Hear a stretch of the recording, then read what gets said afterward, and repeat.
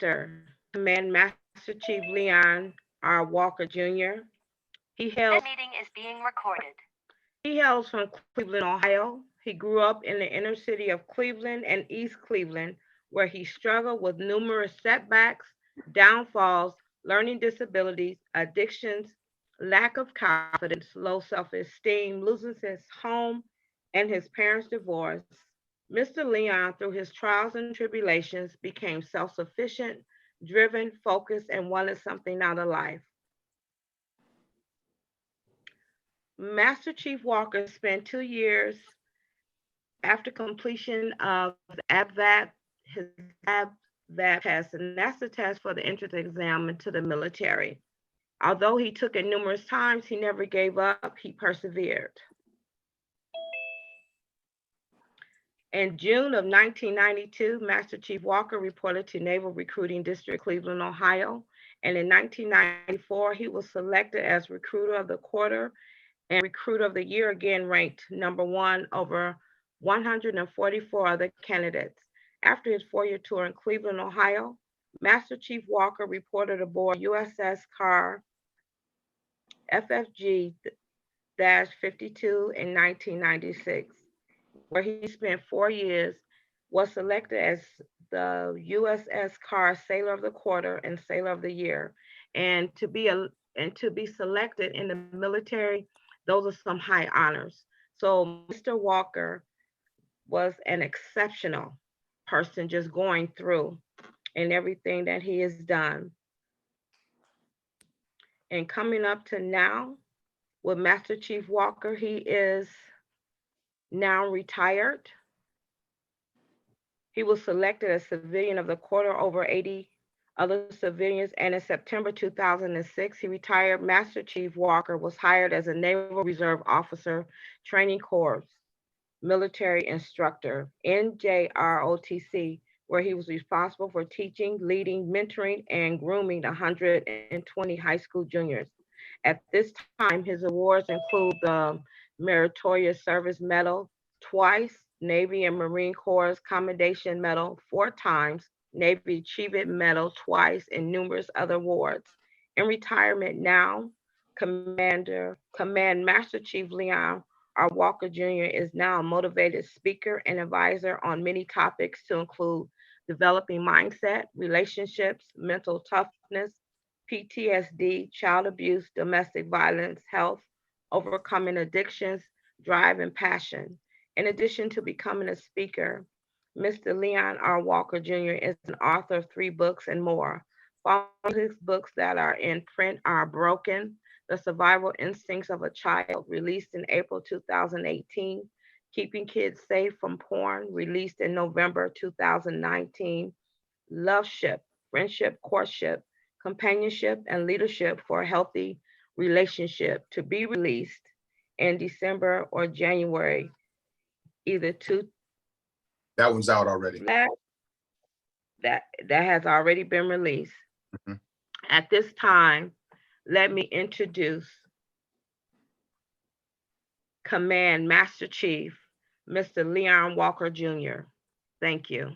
Thank you, Ms. Moss. I appreciate that. I'll get right into it. There were 5 times, we talk about love, whether it's conditional or unconditional. We talk about the loving of God. There were 5 times where I experienced God. First time, in no particular order, I was at my uncle's funeral in 1999. And as a preacher spoke, I saw the characters in color.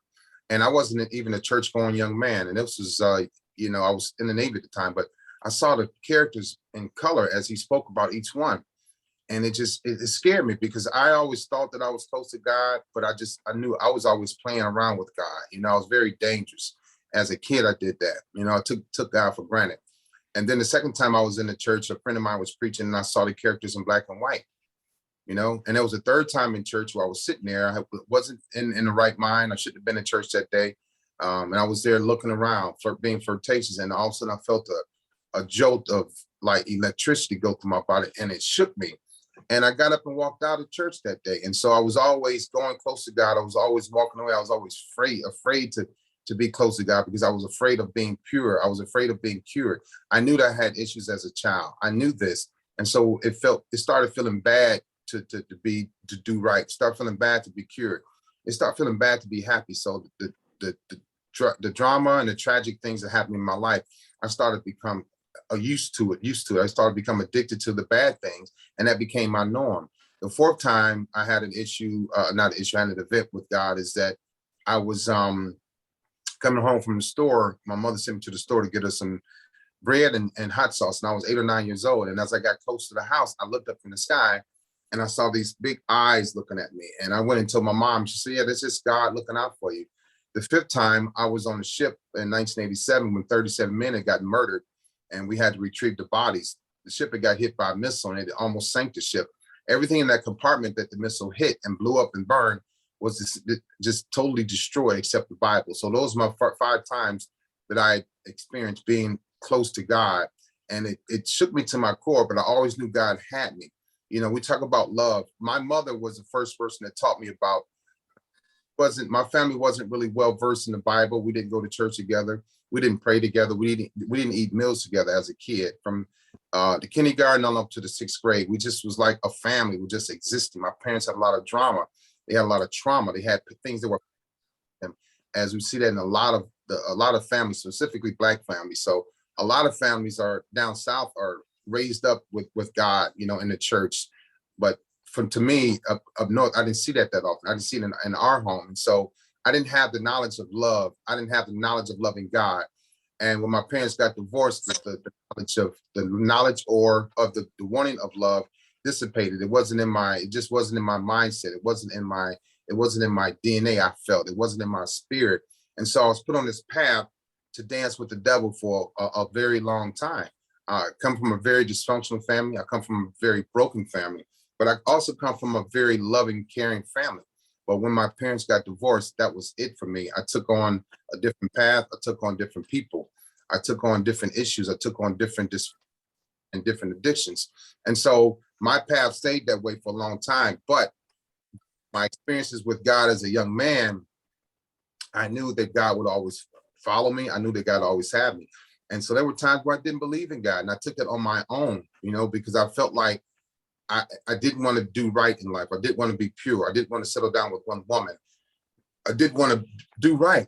And so we can't pick and choose when we love God. It has to be unconditional always, regardless of what we're going through. And so I talk about conditional love. People want to use it. You can't be conditional when it comes to love. It has to be unconditional. You know, we talk about relationships and Valentine's Day and treating people right. Well, my thing is, if people are using this term, love bombing and all these other terms they're using nowadays, there's no such thing, because if you genuinely love someone, you can't just throw it at them like that. You can't just put it out there. You have to care deeply for people. And what happened to me was, after my parents' divorce, after my being molested and all those things that happened to me, after we lost our house, being bullied, I was afraid of love. I become afraid to love. And I think a lot of men can relate to that, because we hold on to that fear of once being loved and then it being taken away from us. So my love, I felt, was taken away from me when my parents got divorced and we lost our house, because I was sent to live with another lady, away from my brother and sister, mother and father. I was alone. I was 11 years old when I was sent away to live with somebody else. It wasn't necessarily that I didn't know the lady, but I felt rejected. I felt dismissed. I felt pushed to the side. And so moving forward in my relationships, that's what I started to do with women: dismiss them, push them to the side, ignore them, because that's what I was taught. That's what I was shown. And it wasn't directly. When my parents separated, when our home was separated, when we separated from our home, that's all I knew at that moment. It wasn't anything to replace it. It was like, you go live with Miss Irene, and that's what you do. And so from that point forward, I didn't think about love. I didn't think about care. I didn't think about being passionate about life. I didn't think about empathy or sympathy. It was like, this is what it is, and just go. And so I started treating all the ladies that I dated the same exact way. A lot of times in these relationships, in love or not feeling love, the women don't ask us about our past. I've dated a lot of women, sadly, and out of all the women that I've ever dated, no one ever asked me about my past. So I hid it even more. I suppressed it even more. And so I wasn't able to talk about it. I didn't want to talk about it. I couldn't talk about it. While I was in therapy, my therapist told me that I didn't have the ability to make a decision based on my gut feeling, because my gut feeling was always something fearful. It was always something full of disruption. It was always something full of doubt. And so I was mentally paralyzed when I got that feeling in my gut. And I believe a lot of men deal with that when we're confronted about love, about relationships, about God. There were times where women could ask me about God, and I did not want to talk about God. I was afraid to talk about God. And I know now that even though I don't know the Bible well, I can't quote a scripture at all. But the key thing is I can open up a Bible, read a scripture, and understand it. And I can also live by that scripture. So I pride myself on that. I don't pride myself on many things, but I pride myself on being able to live righteously, being able to live amongst the people that are doing the right thing and on the right path. For many years, I was attracted to the same type of people that were just like me, broken, dysfunctional, on the wrong path, not believing in God, being afraid of God, being afraid of commitment, being afraid of being faithful. I was attracted to those type of people and their personalities because that's what fit me. That's what fit the way I was made up. And it felt comfortable for me, sadly, to feel that way. But I lived it for a long time. It wasn't just the military, but it was before the military when I started seeking men that were just like me to lead me down the path, whether we get in trouble or not. It didn't bother me. It didn't matter to me.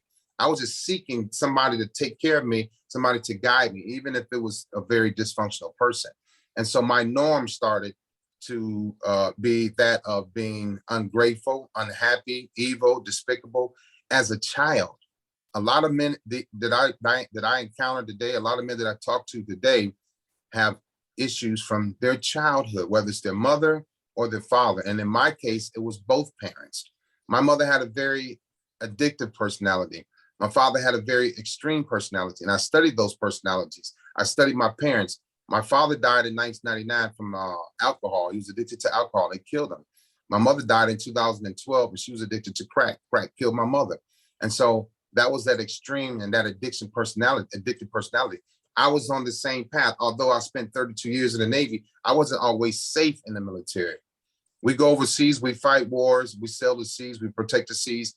But after we sail the seas and protect the seas and fight the wars, we pull into various ports that offer us drugs, that offer us women, that offer us all types of into. I should have been touring different countries, but instead of touring different countries, I was chasing those things I wanted as a child, the lust that I had for women, the addiction that I had for women. I could do a great job at work, but when I got off work, it was play hard. It was work hard, play hard. And that was the motto of the Navy: play hard, work hard. And we did that without a doubt. And the more you played, the more popular you were. The more alcohol you drank, the more popular you were. The more women you had, the more popular you were. And that was ingrained in me. But I always had the love of God on my side. I always had the love of wanting to understand people and be a better person. I just fought with that. I struggled with it because I never got any type of therapy prior to 2015. I should have had therapy as a child. I didn't know love. I didn't want love. I was afraid of connecting with people on a deeper level, specifically women. I was dealing with avoidance issues. I was dealing with abandonment issues. And a lot of men these days are dealing with avoidance and abandonment issues, and we don't know why. It's because of our childhood. I love like now, my thing was I didn't learn how to say I love you until I was almost 30 years old. My father never told me he loved me. His father never told him he loved him. So how did I tell my children that I loved them? Even though they were my children, I could say it, but when I would say it, I wouldn't, it was no feeling, it was no connection. So I went, say for instance, my grandfather died, he was 80. My father died at 66, and I'm 56 now. That's over 200 years of not saying I love you. These things are passed down to us as men. If you're told that somebody loves you and you repeat it as a child, that's who you become. That's what you become to know. That's what you become to understand. But if you're not told that I love you and we love you and you're doing great things, if you're not told those things, you have the tendency to look for it in other people as you get older. Specifically, women look for to hear that from men because she may have been told she was loved, or she may not have been told that. So she says, when I find a man, I'm gonna tell him I love him every morning. I'm gonna tell him I love him in the evening. And for me, hearing that from my exes, it irritated me. I love you. I love you. And it's like I was forced to repeat it back, but I just could not say it and mean it. And there was times where I did say it, but I did not mean it. I didn't even know what it meant. I couldn't connect love with anything. I could connect love with care. I could connect love with moving along together. I couldn't connect love with growing together. I could not connect the word love with anything in this world. It was almost impossible because I went so long not hearing it. I went so long not getting the pat on my back, not shaking my hand. I went so long without even being hugged. You know, as a grown man, I did not even know how to hug women. Hugging to me felt uncomfortable. It felt like I was smothered. Excuse me, it felt like I was being trapped. So love, conditional, unconditional. You know, you have to love people from your heart. You have to love people from your core. And I think a lot of men are afraid to say, I love you. I say it more now than anything, not just to throw the word out there, but I say it now because I mean it. I say it now because I feel it. For a long time, I did not feel it. You know, relationships and love. I was in relationships, but I wasn't relating. I couldn't relate to anything that the women wanted aside from being physical. Outside of that, I wasn't making plans to go walk, take walks in the park. I wasn't making plans to cook in the kitchen with her. I wasn't making plans to sit on the couch and talk. I wasn't making plans to drink tea with her. I wasn't making plans to go to church with her. I was in a relationship, but I was not relating at all. And so I always tell people it was easy for me to get women, but it was hard for me to keep them. I didn't have staying power and I didn't have longevity. So when I go into a relationship, it was always doomed from the beginning, but I didn't have the ability to tell her the truth. When you love someone, you tell them the truth, even if it may hurt just a little bit. When you love someone, you tell them the truth. When you don't love, when you don't know how to love, telling a lie makes it easy. Telling a lie, I lied with, I mean, it was simple for me to lie. It was easy for me to lie. I didn't connect lying to anything hurtful. I didn't connect lying to hurt feelings. So I learned that in therapy as well. I didn't understand other people's feelings. I didn't care about other people's feelings. I couldn't even regulate my own feelings. So how am I able to care or understand somebody else's feelings? Relationships have to start with our family. If I meet a woman and I've met women and none of them have ever asked about my dad, none of them have ever asked about my mom. Had they asked about my mom or dad, I would have lied. I didn't have the heart to tell them, hey, my dad was an alcoholic and he died. I too have drinking problems. My mother was a crack addict and she died. I too have addictions.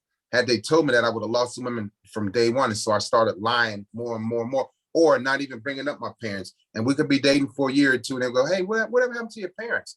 Now they want to talk about it, you know? And then at that time, I didn't want to talk about it because maybe she thinks that I have the same issues or addictions that my parents had. And I did. Although I didn't smoke crack, I drank a lot of liquor in the military. And the more I drank, the more popular I became.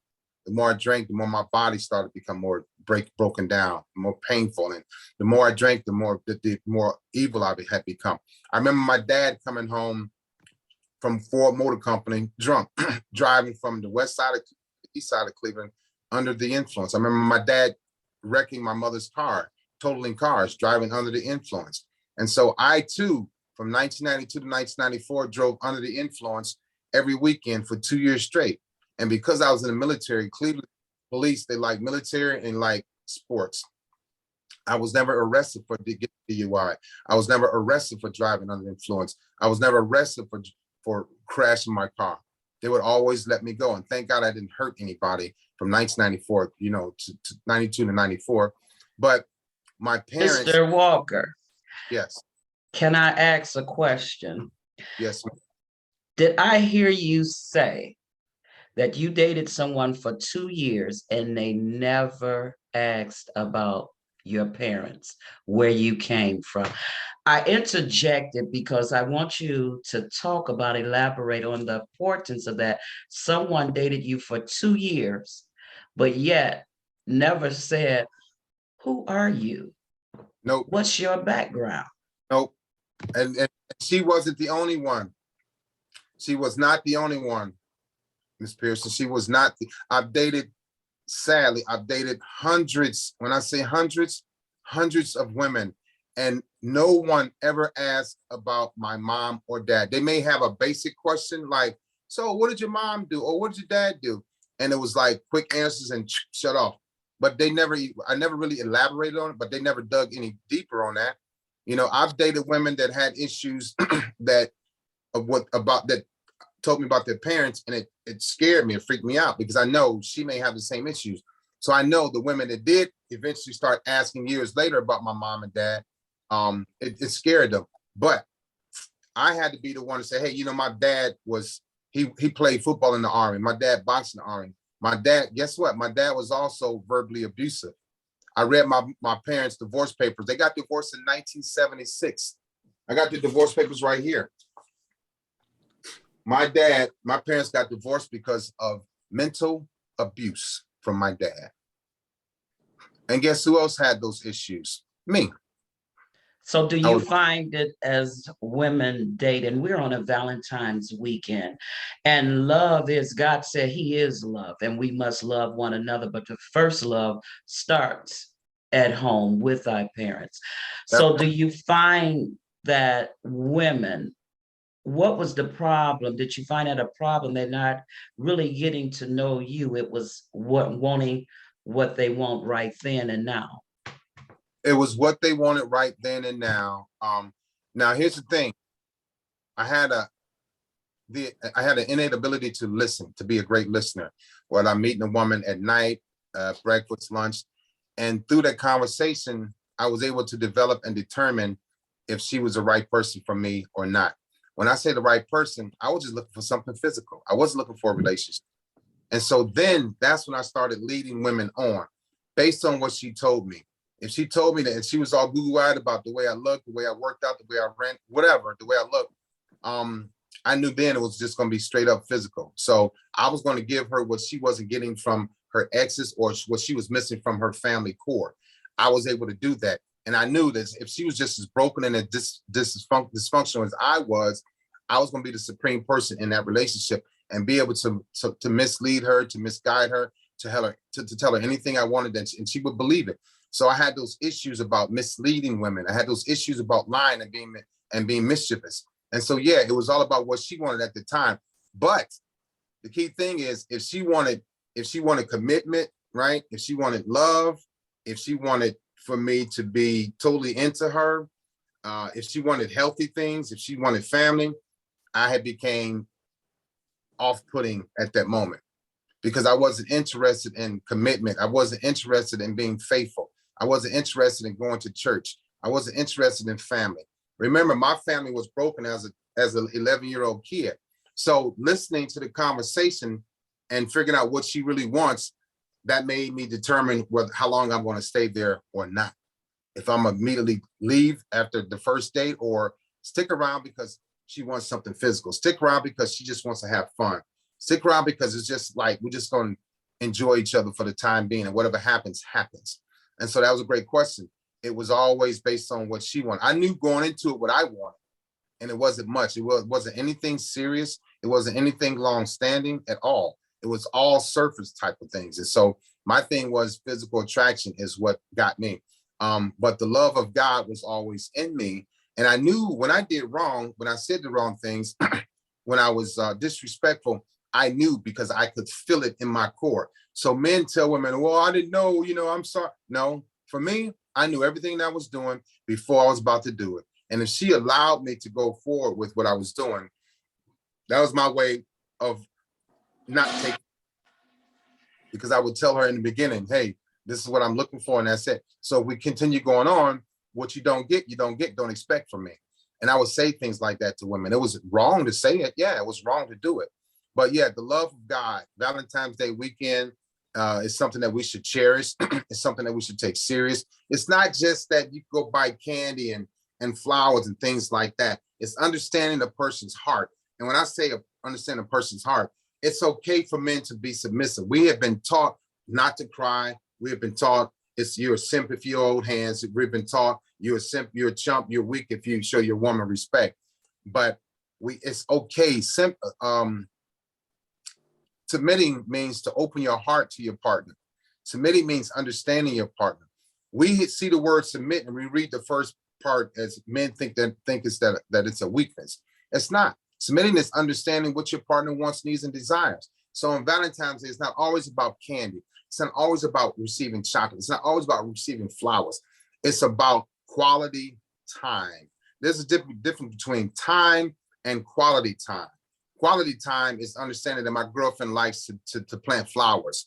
My girlfriend likes to take walks through the park. I may not like these things, but I have to submit to the fact that this is what she likes. I have to open my heart up to what she desires and what she wants. She may have seen her mother work in the garden. She may have seen her mother paint pictures. She may have seen her mother build houses. Okay, on Valentine's Day, she just might want to go walk through the park, feed the ducks, go on the swings, go for a walk, go swimming. There are various things that she just may want to do. So Valentine's Day, loving of God and submitting is understanding your partner, what they want, what they desire, and what they need. But we get that wrong. I've gotten it wrong for many years. I was taught wrong for many years. I ignored what it actually meant to be submissive and understanding and intellectual and being able to listen to your partner so that we can both grow together. I don't want to be in a relationship that we're off balance. We're off kilter. We don't understand each other. We're arguing. I may not say something that she wants to hear, but I just may not know what she wants to hear. That leads me to talk about the components of a relationship and the love languages. The components of a relationship are those that, you know, who's going to do the chores in the house? If you have children, am I going to be able to discipline your children? Can you discipline my children? What about your dad? What did he do? What about your mom? What did she do? What about your family? What are your goals? What are your aspirations? What are we doing now, Leon? I've had women always ask me, where's this relationship going, Leon?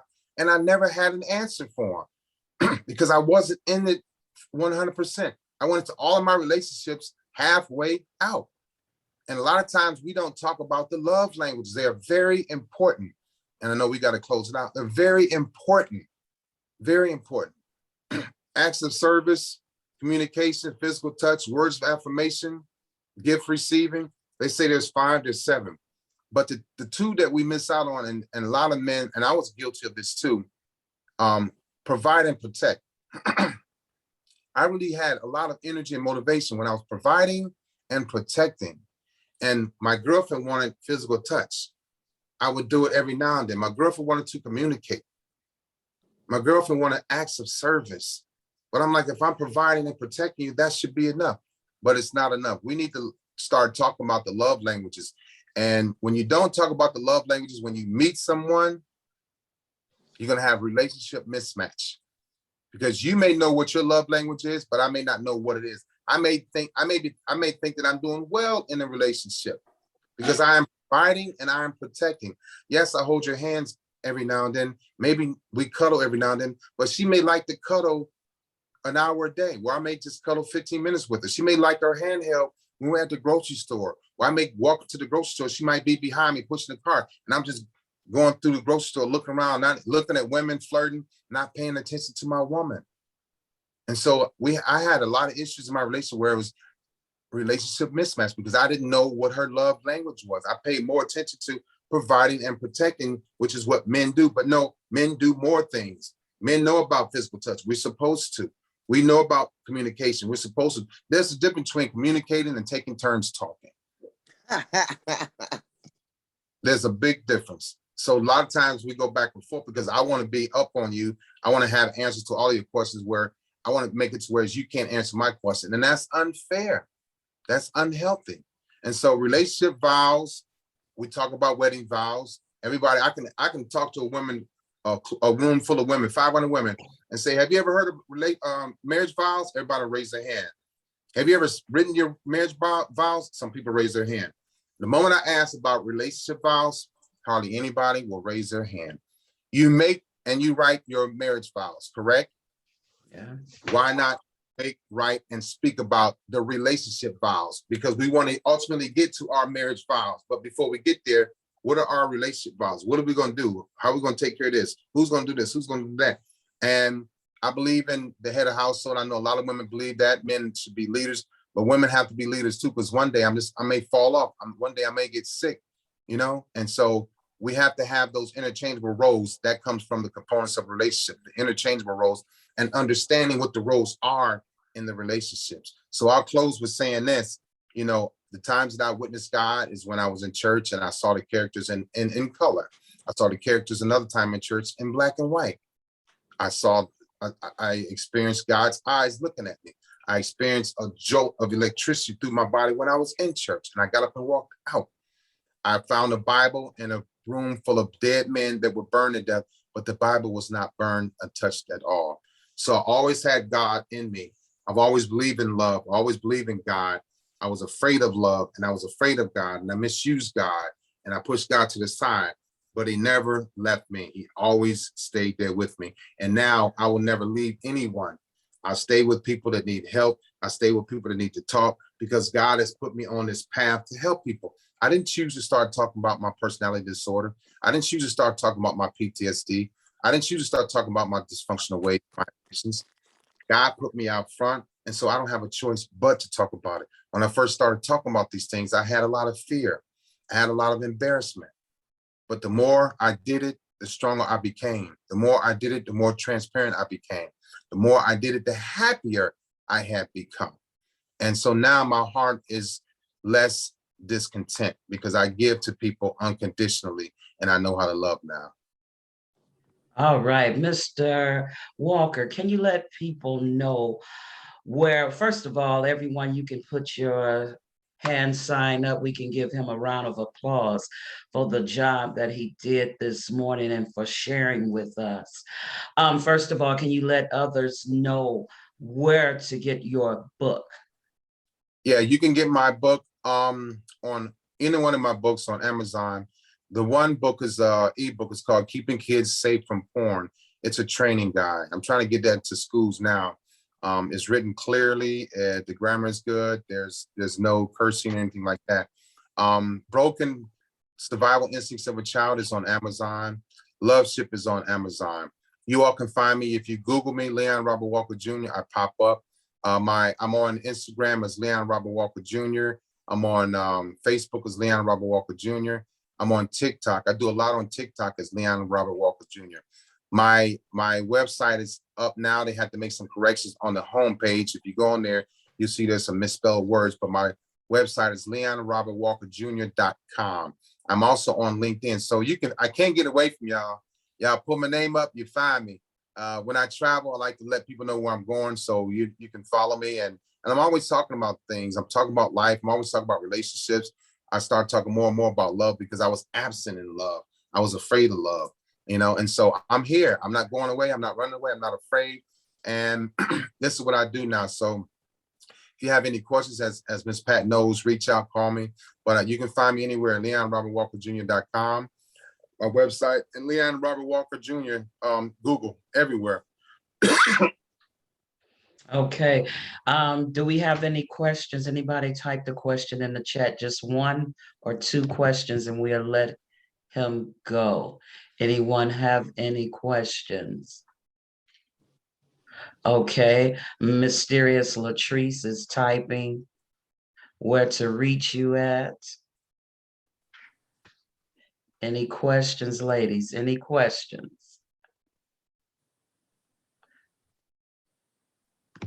Ms. Moss, you have any questions? Yes, I have one question.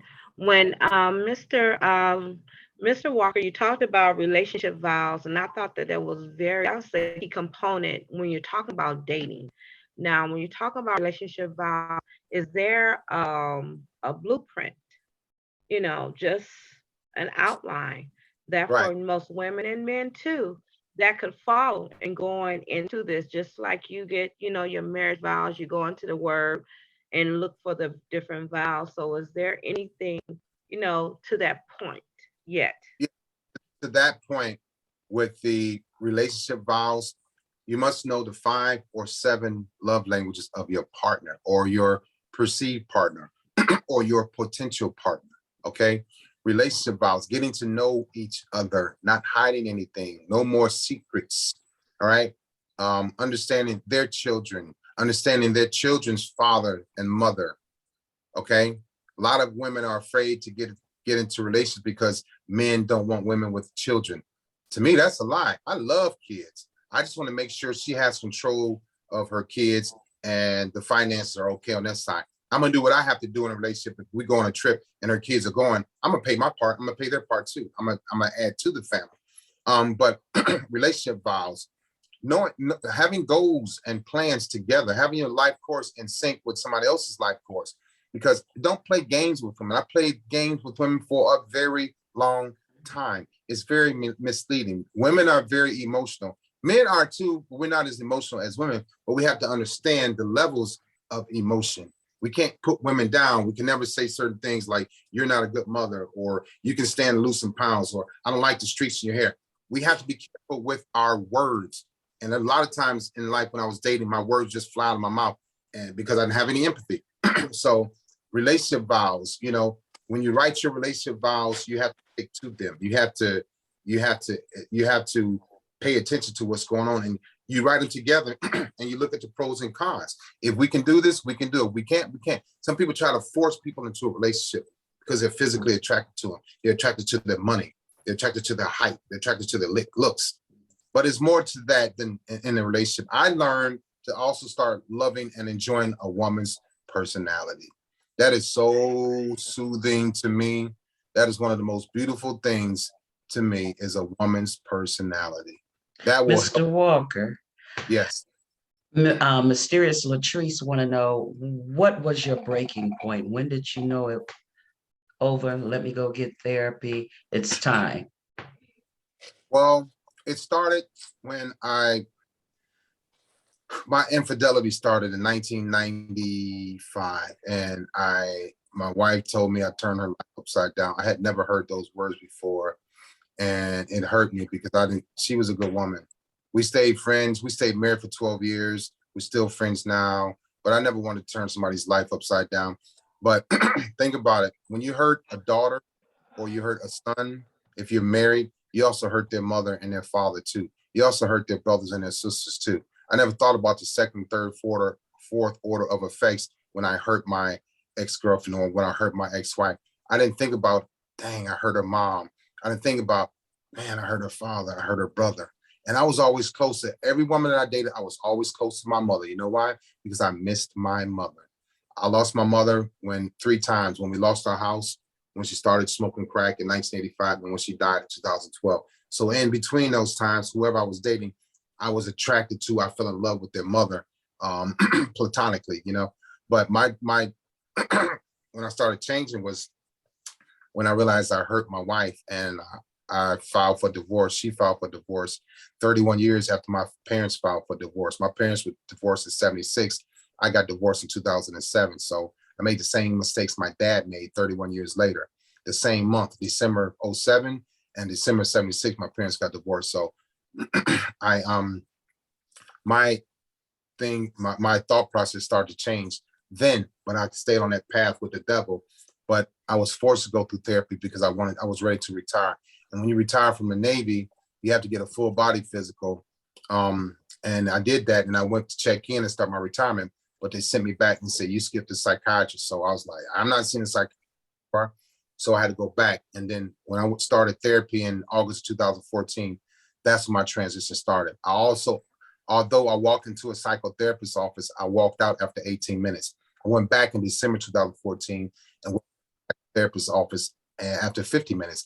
I went back in January 2015 and sat with a psychiatrist and then a social worker and a psychotherapist all over again. So I stayed for another 8 months after that. So in 2015 is when I started on this journey to cleanse myself and help myself get better.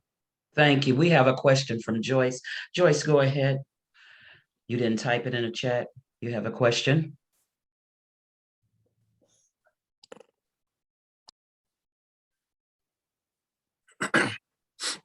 Joyce? Yes, okay, you were frozen. I'm sorry. First, I'd like to say thank you. I really learned a lot. But my question is this. I was listening to you say that you were a great listener.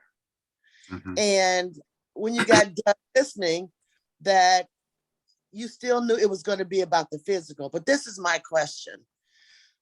While you were listening, you also heard her brokenness. And what I heard was that you heard her actually describing you. And the question is, how comfortable were you with her because she was in a familiar space? I was very comfortable, Joyce, because I knew I only had to do so much to keep her.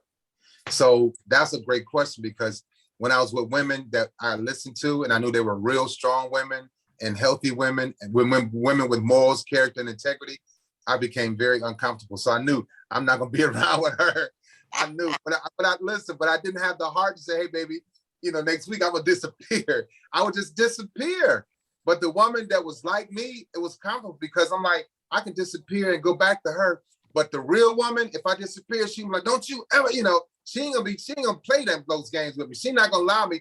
She's gonna hold me accountable like my ex-wife held me accountable. My ex-wife held me accountable because I was a bad person. And it just made me so, I was just irate, like, ugh! But the women that were just like me, they were the path of least resistance. I can come and go as I please because I know she's hurting just like me. I know she's dysfunctional like me. So she's not gonna push me away because she needs some company. She needs Leon. I told myself I don't need anybody, but I want everybody. And so I knew I could just discard her and dismiss her for a week or two or even a month and call and be like, hey, baby, what's up? Leon, why you do me like that? I'm sorry. Hey, I'm about to come over. Let's go eat breakfast. I was real good at setting up dates and eating breakfast and lunch and all this stuff. But it was easy for me to reel women in that were just like me. And so I didn't have any fear of losing those times. That was a great question, Joyce. I like it. We have a gentleman on, Mr. Walker, Kevin. I don't know if you can read his chat, what he typed in the chat. He said, it sounds like, let me be correct. I feel like you are speaking my truth with turning someone's life upside down, making you change. I'm in that space. Would you care to speak to Kevin, Mr. Yeah, Walker? Kevin, question. When you really see that you turn somebody's life upside down, or they tell you you'd ruin my life, you'd ruin my world. I don't care what man in this world, I don't care if he's a narcissist, if he's a psychopath, if he's a schizophrenic, whatever. For me, hearing those words really resonated with what I was doing wrong because I didn't have empathy. I didn't care. I didn't want to love. But when I heard somebody say, you did this to me, and I also heard women say, you did this to me, Lion, you're going to pay for it. Get ready. And I was like, ooh, but no, not many people said that. But when you hear those words, you turn my life upside down, it makes you stop and think, because most of the time when I was doing wrong to women, those were good women. And when you do wrong to a person, whether a woman do wrong to a man or a man doing wrong to a woman, your karma is coming. I don't wish that on anyone, but it's coming. And I'm here to warn people because I dealt with that. But great question, my man. When I was hearing that, when I heard my wife tell me I turned her life upside down, I actually pictured her being upside down and me shaking her like the devil would do to people. And that really shook me to my core. I was always close to the devil because he gave me what I wanted in life, what I thought I wanted and needed, but I was wrong. And so when I start to envision women crying, women wanting to, not be with me, women not wanting to go to work, women not wanting to get up in the morning because I hurt them so bad. When I start making myself able to see those visions and turning their lives upside down, it really shook me to my core. And I didn't ever want to hear those words ever again. I have to live with that for the rest of my life. I was 30-some years old when she told me that. I'm 56 now, so imagine. We have Kendra. Kendra, you have a question, then that's our last. We have 2 questions and those will be our last 2. Kendra, can you quickly ask your question? Yes, I may have missed this, so forgive me if I did. Do you have children? Leon, do you have children? I do. I have, my daughter's 26, my son is 25, my other son is 22. And part 2 of that question is, what have you taught them or what have you been teaching them so that your sons don't go down the same road and your daughters don't receive the same treatment that you've done in the past? Great question. The best thing I do for them now, I tell them exactly who I was. I tell them exactly what I did. I tell them about my parents. I tell them how dysfunctional I was. I tell them about my addictions. And I'm straight up open and honest with them to be careful. Don't mistreat people. Don't misguide people. Don't lie. Don't hurt people. Know what you want in life. If you don't like somebody and you're dating, just let them know, maybe I'm not good for you. Maybe not good for me. We need to move on. Don't be mean to people. I was verbally abusive. I spank my kids. I tell them, don't put your hands on people. Don't hit people. If you need help, get help. If you don't waste people's time, be honest, be open, be transparent. Everything I'm doing now, I tell them to do. And if they have questions, say, please reach out. I want to meet the people that you're dating. I want to meet the people that you plan on being with. You know, I'll become, my daughter's pregnant now. And so I'm going to be a grandfather this summer, and I'm happy about that. And so I'm going to make sure I'm there for her delivery of my grandchild, because I wasn't there for my daughter's delivery. It happened during my infidelity when she was born. I wasn't there for my daughter. And so my daughter, even though I neglected her years, the first 5-6 years, because I was married, and I just didn't know what to do or how to do. I knew what to do, but I didn't do it right. I did wrong by my daughter. Even though I neglected her the first 6 years of her life, she's the one that always reaches out and calls me. My sons, which are the ones that got everything from me, my sons, which were the ones that lived with me forever until they became 18 and on to college, they're the ones that don't reach out as much, and they're the ones that got everything. So my daughter's the one that wants her father's love more than my sons. My sons want it, but my daughter was the one that was neglected, and she still feels that even at 26 years old. So I give it to her. I was wrong for what I did.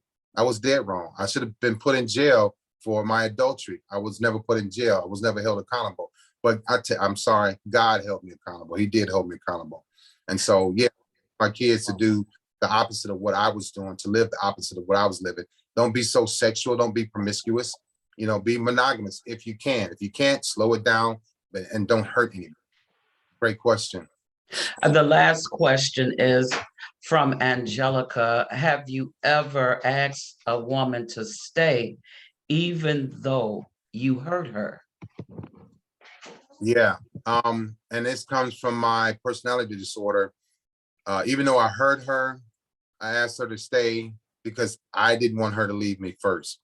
As cruel as that sounds, trust me when I tell you, if somebody has the same personality disorder as that I have, and they're not going through therapy, they're not working on it, if they ask you to come back, because if you're on your way out and they ask you to come back, let's say Leon, I ask you to come back and you come back, I'm not going to keep you around because I will eventually leave again. I just can't handle or take you leaving me first. That is my personality disorder. It was that way for a long time. I will never, ever do that to a woman ever again.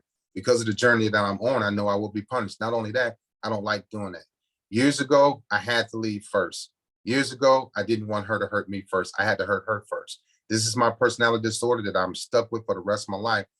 But through therapy, I understand how to regulate that. Understand this, I don't have to do those things because I am no longer promiscuous. So that was a great question. But I asked her to come back so that I can get her back in. And I did it. And then guess what? I turned around and left her. So people like me, men like me, women like me, have to leave a relationship on top. We have to leave because we keep you as a trophy. We have to win in that broken relationship. We have to win in our way out of the relationship so that we can always look for you and say, oh, she hurt me and she hurt me. No, I was more comfortable with her saying, Leon, you hurt me. Leon, you left me. I was comfortable with that. I would not have been comfortable with her saying, yeah, I hurt you. Yeah, I got away. No, couldn't handle that. Mr. Walker, I want to once again thank you, but I want to also say, if you don't mind, the enemy comes in the lives of children that God has placed his hands on to be great. We can go back in the biblical days. The enemy came against David. They didn't want David to be king because he was the little skinny scroungy boy. The enemy came against Joseph, where his own brothers killed him and buried him in a hole. They were told their dad that they didn't want that Joseph animal had mauled him, but they really had dropped him in a hole. They sold him to someone else. The enemy came also against Moses. So the enemy comes in the lives of children who God have ordained before they enter the world to be great. You have overcame that. All that you did was the enemy trying to stop you into coming into what God had ordained you before he placed you in his mother's womb. God said, I know the plan that I have for you before I placed you in the womb. Before I placed you, he said, I know every hair on your head.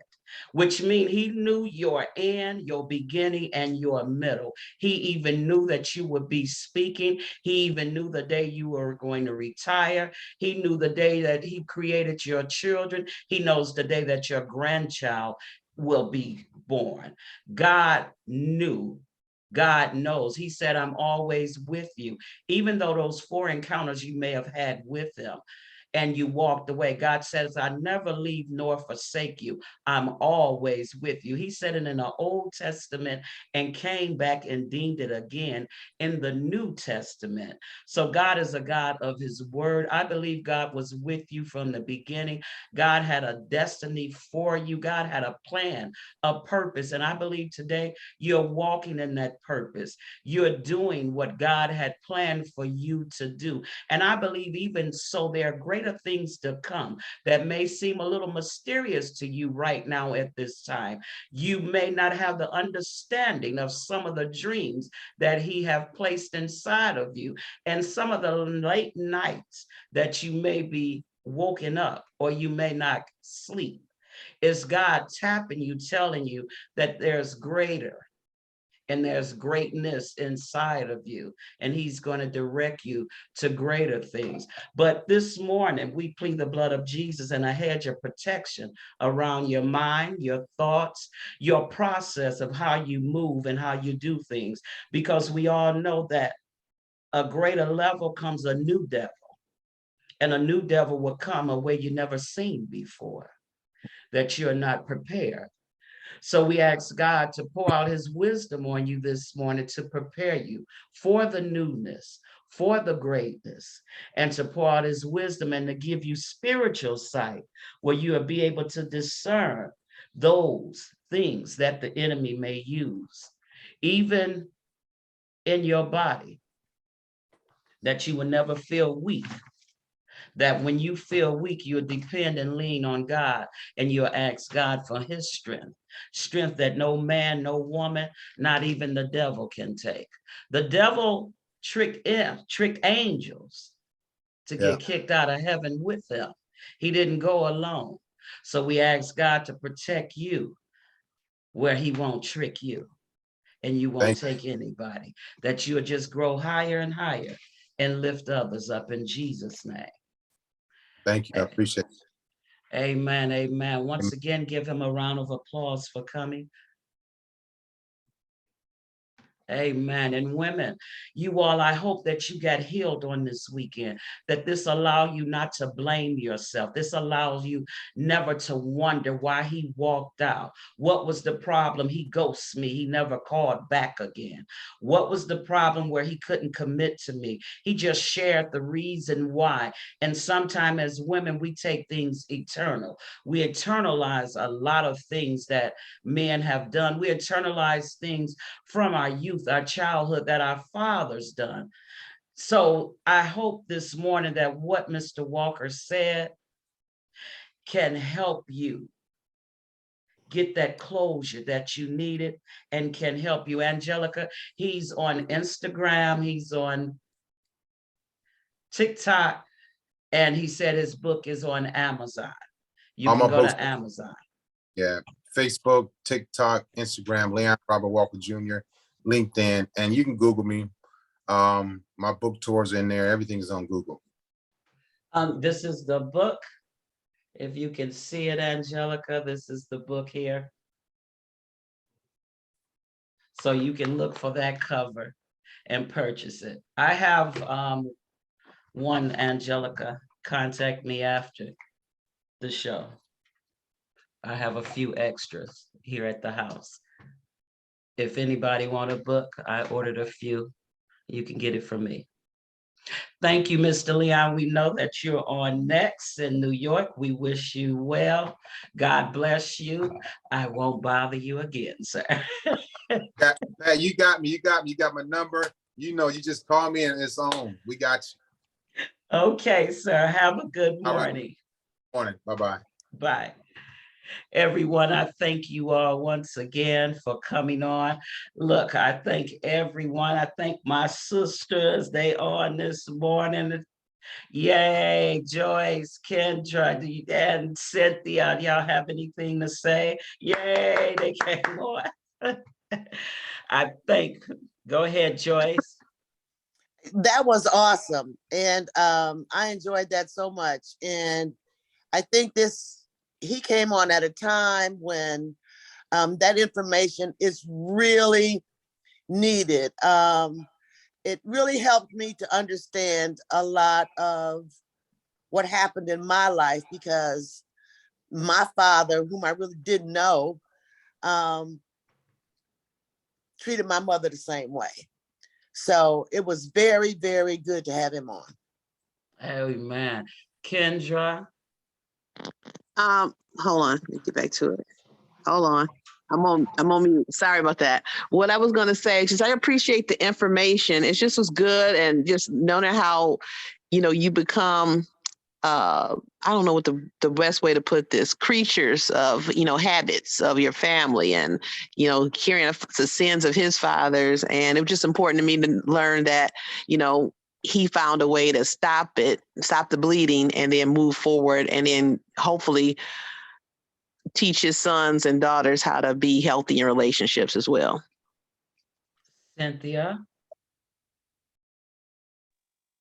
Good morning, everyone. I enjoyed it as well. And I really appreciated how he took responsibility, for his behavior. I was thinking during the time, though, that I hope and pray that he is also speaking to the men, because they are the ones who really, really need to hear it, as well as us. Yes, yes, yes. Miss Baskin is on. Miss Baskin is a teacher over at Harper Woods. She joined us this morning. Miss Baskin, would you like to have any words?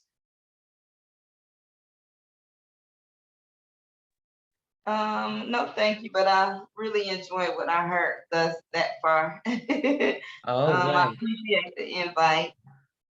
All right. We have Mysterious Latrice on with us this morning, a visitor. Welcome. Latrice, would you like to say anything this morning? Pastor Pat, that's me. I Oh, just that's use you. my phone.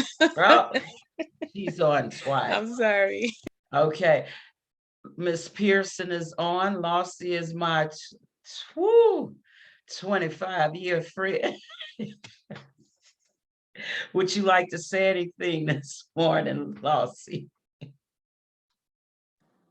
Okay, I'm sorry, I was on mute. I was just really glad to hear all that coming from a man so many times.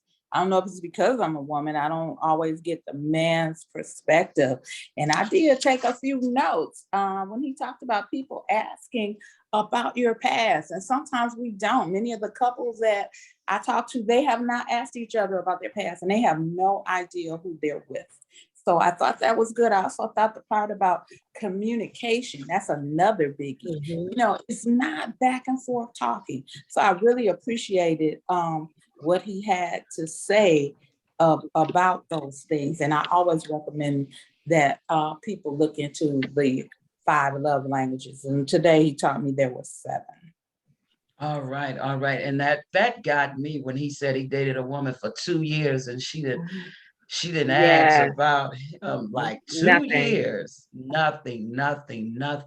Angela is Right. joining us this morning. Angela, would you like to say something? Good morning. Good morning. I had heard another, I think it was the preacher, or I can't remember who it was, but he said that you must always interview the man. And I That's thought that right. was so key. We have to, tell women that you've got to interview the man and just find out about his history, about who he is. So I thought that was good.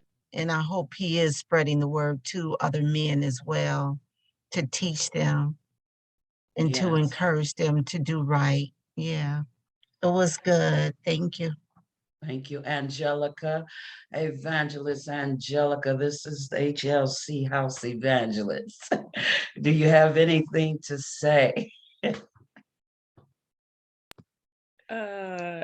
No, not really. I mean, I enjoyed it for sure. And it definitely forget her name, came in perfect time, like, because I'm actually going through something like that in my own personal life right now. So the information that he gave today is key, and I'm definitely going to put it to use. All right, Yvette, Miss Moss,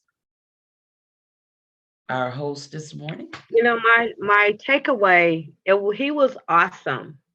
And just realizing that, and the first thing I thought about was when we talking about dating relationships and past relationships and different things, and you're like, oh yeah, okay.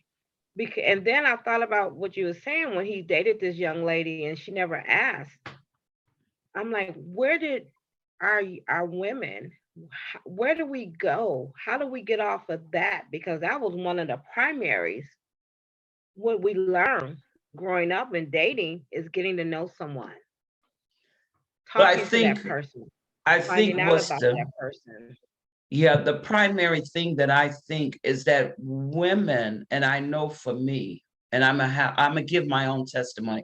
I went out celebrating my birthday this weekend, and why I was out the other day, I was with Principal Young, and why I was there with Principal Young, the young man there, he said, I can tell that a man was in your life and he loved you. And he said, I can tell by the way you walked in with confidence. And he said, and by how you were talking, how you're speaking, just as we were sitting there having conversation, he said, I can tell by your conversation. He said, and it's different from a woman that I can run game on. He said, you're not going to even hear my game.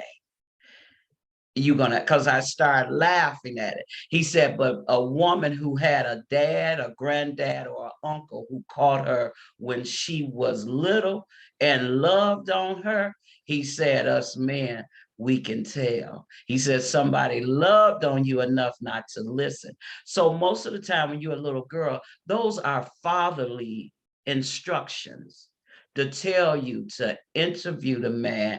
And then the father, remember, that's the father's job when she meet a man. He interview him first to see if he's good for his daughter.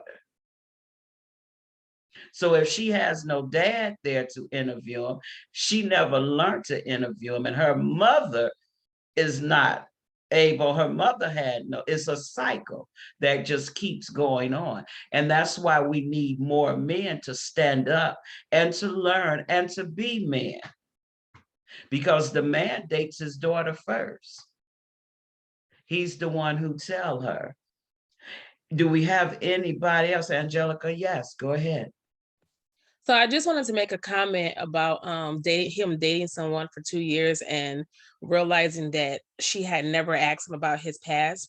I think when he had that revelation, I think it was probably during the time he began to know himself, because I feel that whomever he was with for 2 years and him being with her and not asking anything about his past, it was because he wasn't looking for that at that moment. Anything that she was giving him at that moment, he wanted. So expressing his past to her wasn't even a thing on his mind. I feel like that's something he learned after he began to know himself more, and he began to look back on his life and say, hey, you know what, I dated this woman for 2 years and she never asked me about this. Right, and That's that's what he had said, that, remember, he said he was a good listener. And ladies, we know we all love to talk. He said, I was a good listener. And when they hear us, they know where to guide us and how to handle us, because we basically have told them. He was a good listener, so he knew how to monopolize the relationship. Amen. Any other questions? Well, ladies, if you care to give, because we're going to give him a donation. Angelica, can you put that on the screen? We're going to give him a donation this morning.